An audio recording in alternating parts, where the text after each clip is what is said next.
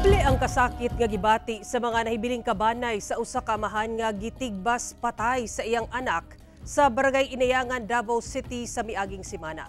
Kini human mipanaw na sab ang asawa niini nga lakip sa gitigbas sab sa anak nga sospek.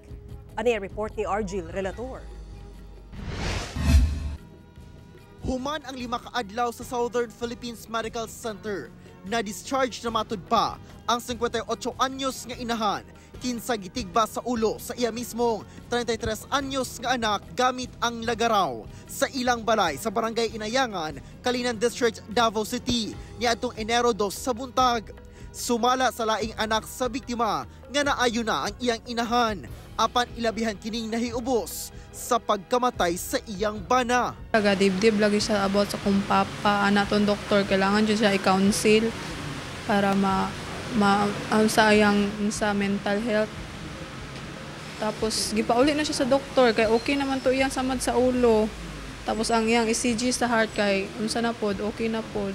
Kahinumduman nga unang gitigba sa suspect kinsa nadakpa na ang iyang 71 years old nga amahan nga dead on the spot. Dayon gisunod pagtigbas ang iyang inahan. Apan niadtong Miyerkules sa gabi, doble ang kasakit sa nahibiling kabanay sa biktima. Dihang namatay ang inahan samtang anaa sa haya sa iyang bana. Na atake jud siya. Igora siya na tumba tapos wala na. Amo siyang gisugod sa Robilio Hospital. Dead on arrival na jud siya. Nagtuo ang anak sa biktima nga giluom sa ilang inahan ang gibating kasakit sa hitabo.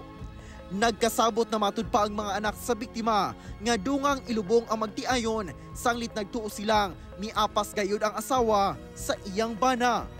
Nanawagan sab ang nahibiling kabanay sa dunay malumong kasing-kasing nga tabangan sila sa pagpahiluna sa mga namatayng biktima. Kauban si Mature Awing sa kamera. Ako si Argil Relator. 1 Mindanao.